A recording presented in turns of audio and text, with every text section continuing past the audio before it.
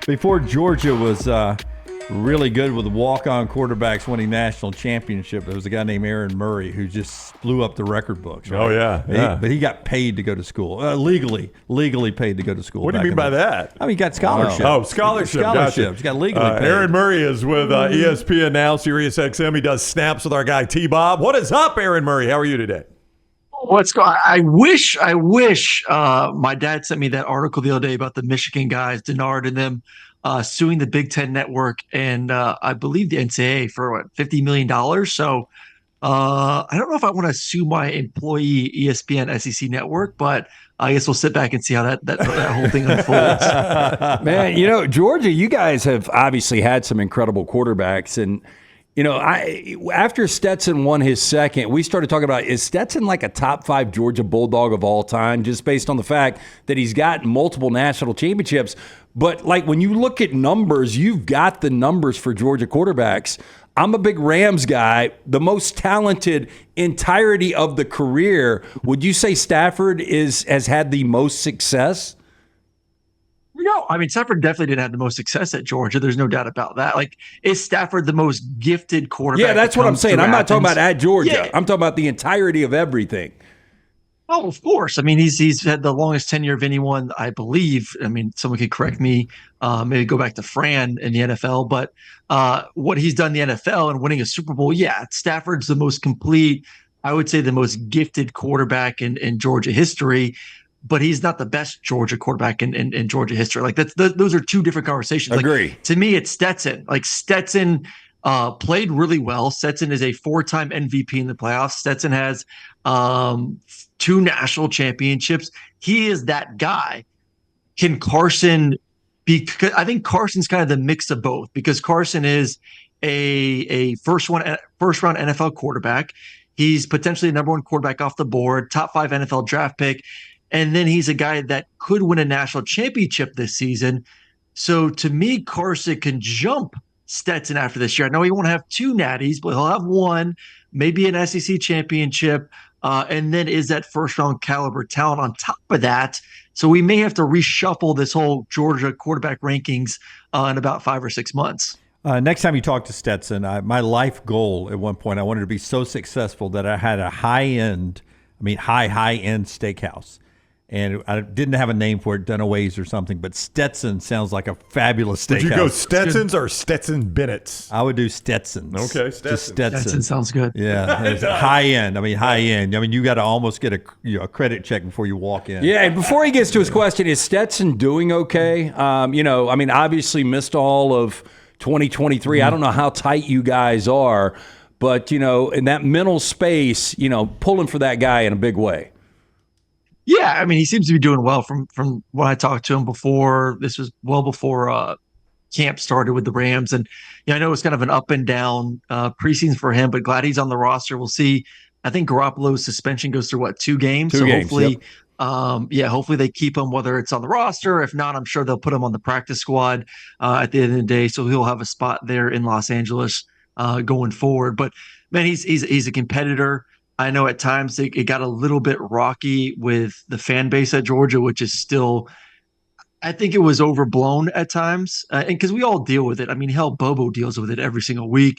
I think, what I try to tell Stetson, and I know Bobo knows this, I know this, and from Greeny to Shock and everyone in between, from the people that are the ones being negative are always going to be the most vocal. They're going to be the loudest. They're going to be all over social media. They're going to be in your face.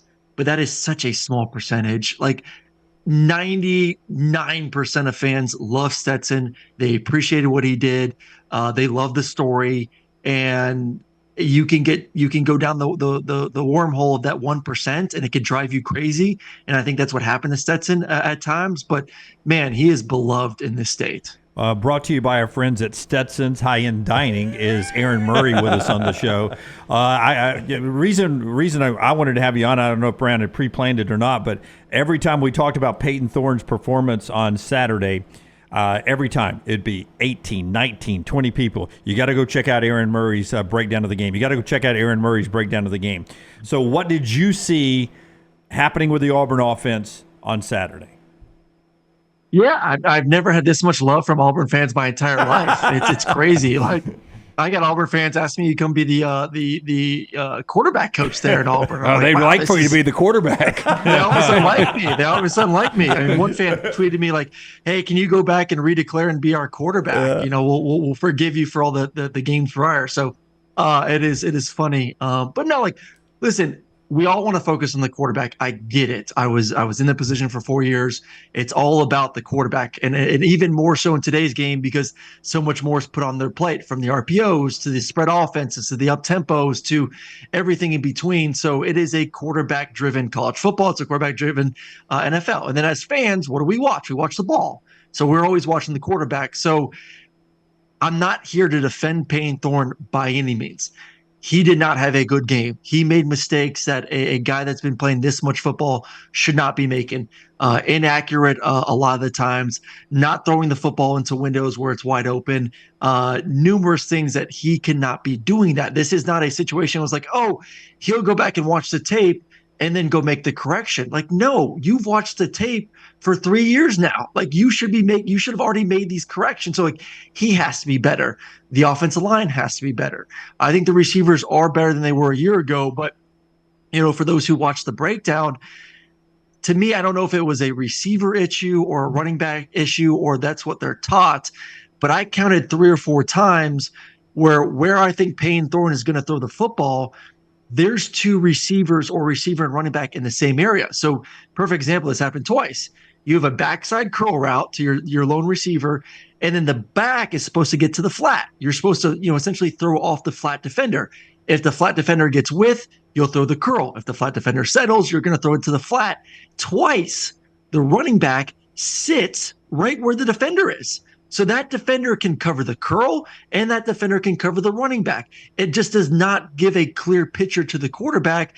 And that's 2 completions that would have been first downs. That's a 10 to 12 yard completion to a curl route that could not be thrown because the running back is in the wrong spot. And that happened 3, 4, 5 times in the game. It's like, we can say all we want. Payton Thorne has to get better. He does. He can't make those mistakes. But as an offense, everyone has to play their part too. So hopefully those corrections are being made for the running backs, for the O-line, for the receivers. But, most importantly, Payton Thorne has to take it to another level. Aaron Murray is with us, former Georgia great, now with ESPN and SiriusXM, also on YouTube with Snaps, the show he does with T-Bob. You can get that same place you get all of our shows. He's on the JohnstonRVCenter.com hotline. Hugh Freeze, though, after the game, and it's unclear whether he meant to say the entire game or in a 15-play breakout that he sat down with the quarterbacks. But either way, he said he looked at it, they had one bad play call. One bad play call. Based on your film study, does that pass the sniff test? I don't think that the play calls are terrible. I think the execution from the players is something. And once again, I don't know if that's player driven, where the players aren't doing what they're supposed to do, or if that is how they're coached. So that kind of goes hand in hand. And obviously if they're doing something wrong, like a running back not running into the flat and sitting on a little check down in front of the curl window, that's either you're not teaching him what to do properly, or you're pulling a route concept. To me, from all my experience playing the position, doesn't make a lot of sense, to be honest. So that still goes back to the coaching staff of ingraining something into these guys where they can go out there and execute at a high level. But I will agree, the majority of the game plan looked fine. There are missed throws. There are missed opportunities that, once again, Payne has to go out there and just let it rip. The problem is right now, he's not I don't think he's in a position where he feels comfortable. So I just did a Cade Klubnik breakdown where I went back from week 1 to week 2 and kind of diagrammed what he did wrong versus Georgia and why he obviously had more success versus App State. One, it's a completely different defense, a lot easier to go out there versus App State compared to Georgia's defense. But you could see the confidence and just letting it rip. He felt more free. He looked more free. He looked more confident. Right now, it's hard being the Auburn quarterback when you're not having success to go out there and play with confidence. And I think that's something that Payne's going to have to battle this entire season. But going back to your question, I agree. I thought the game plan calls were fine. Just some tweaks that need to be made on certain plays. More impressive through 2 weeks for you, the deputy Quinn Ewers or Jaxson Dart? Tough call. I had Ole Miss last week. Man, I love both offenses. I think the 24-24 it's a tough thing to do, right? Very tough thing to do. And the first incompletion was just a good defensive play on a RPO seam route. I think another question you have to ask is, as of right now, who would you take as a play caller, Steve Sarkisian or Lane Kiffin? Because I think both of them are on just a different level when it comes to schematics than anyone else in the country. And I would kind of lean towards Sark a little bit. Like what Sark does is absolutely incredible. I love the way he has a little bit of a twist on certain route concepts that you just don't see every single week. But if I had to pick one or the other right now, I would probably pick Quinn, just because he's done it in a big time environment on the road against Michigan. I'm a big fan of both. I think Quinn's a little bit more of a better passer of the football. Obviously, Dart's a little bit more of an athlete, even though Quinn showed us his ability to get some first downs with his legs last week versus Michigan. But I just think Quinn is a little bit higher ceiling, more that NFL caliber quarterback. I still think Dart's going to be a guy that's going to, lead Ole Miss to a 10-2, 11-1 record.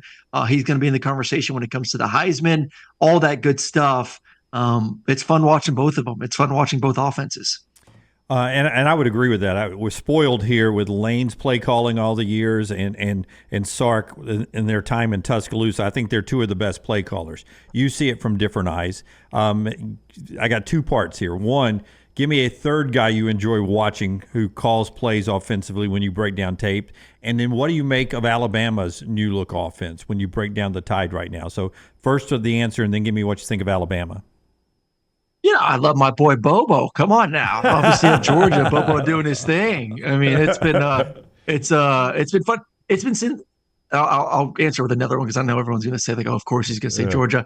But it has been fun to see his evolution of where we were to now, what he's learned from Monken, and he obviously brings some stuff over as well, moving guys around, the motioning, the shifts, the moving tight ends around, all that good stuff.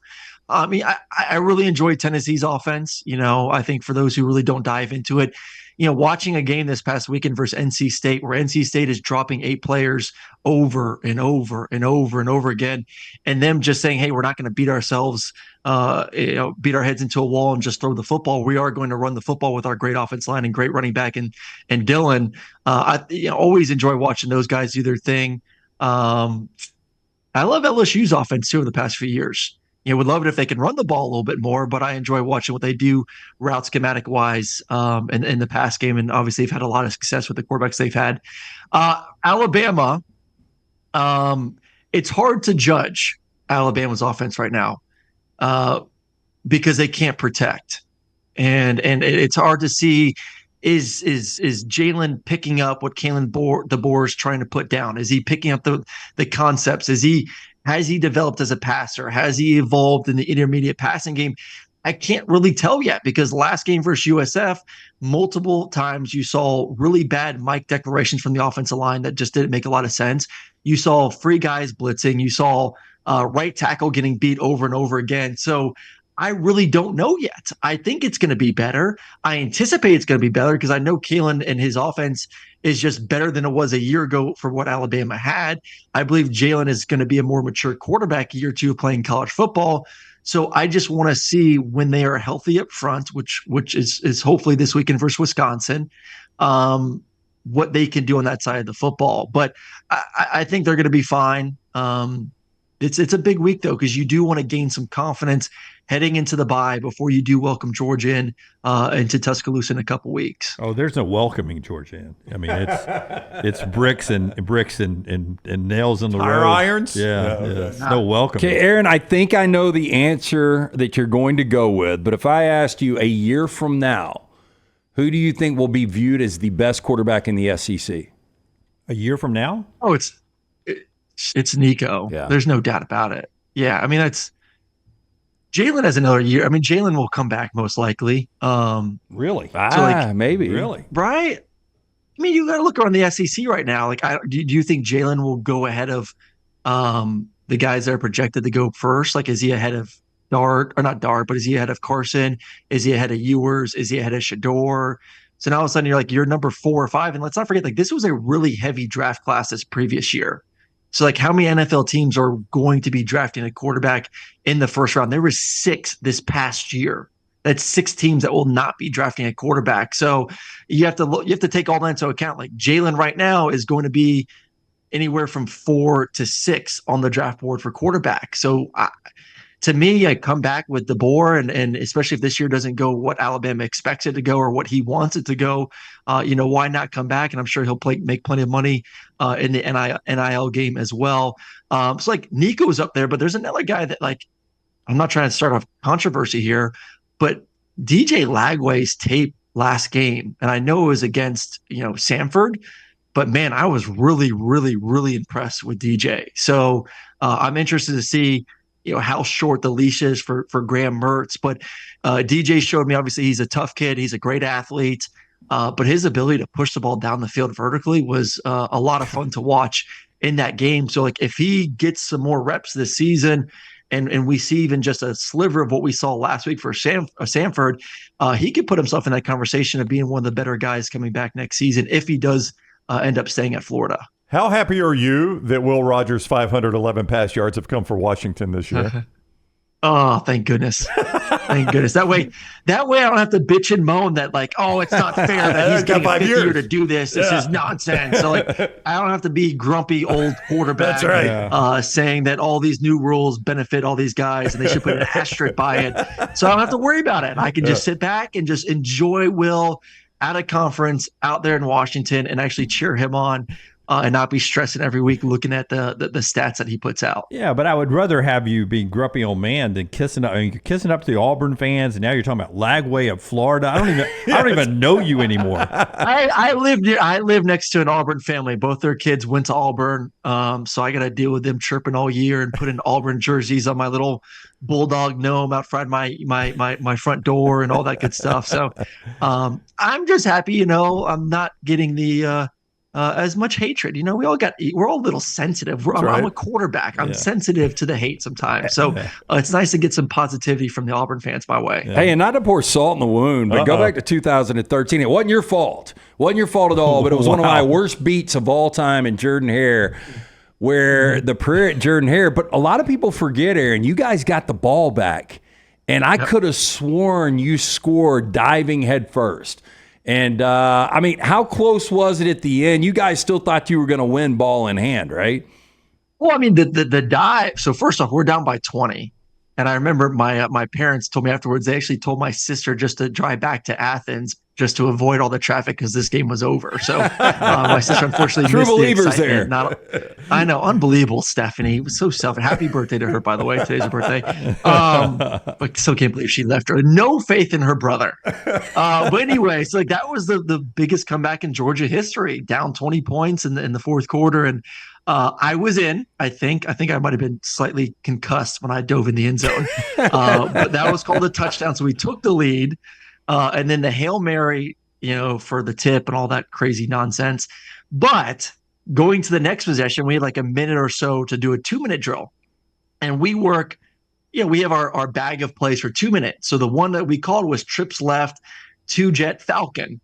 So it's a 3-by-1 formation. The 2 inside receivers run vertical. The number 3 receiver, the number 1 receiver, the outside receiver runs a big dagger route. It's great versus cover 2. Most teams in 2-minute drive are going to run some sort of 2, Tampa 2, that sort of thing. And the 2 inside receivers are taught to run towards the outside shoulder of the defender. So our tight end, not trying to blame anyone here, but our tight end is supposed to run to the outside shoulder of the safety because you want him to turn towards the sideline, and then you have that dagger route will come underneath it. So at cover 2, bam, I rip the dagger to Rontavious Woon. He catches it, gets 30, 40 yards, gets tackled by the safety. Go back and watch the tape. There is no one left, and our tight end ran through the inside shoulder of the safety. So he sees the completion because his back's turned towards the middle of the field and not towards the sideline or whatever you know that makes sense. So he sees it and makes a tackle. If it's like the small details, once again, if he runs to the outside shoulder, there's a chance we would have had a 70-yard touchdown to win the football game after the prayer. How crazy is that? 70-yard touchdown are just wild. Yeah, 70-yard I'm not salty about it. I don't think about it at all. Sorry to bring that up. But yeah. Do you know the tight end's name? Do you remember? Don't do that. I do. Of course I know. Do I'm that. not going to call him out. He's my boy. But I mean, everyone can watch the tape.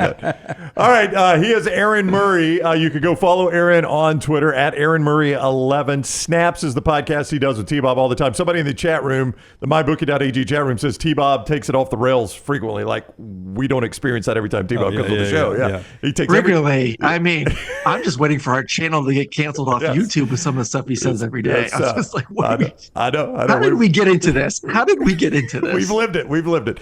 Also, see him on ESPN, the SEC Network, here on Sirius XM. Excellent stuff, Aaron. We greatly appreciate the time.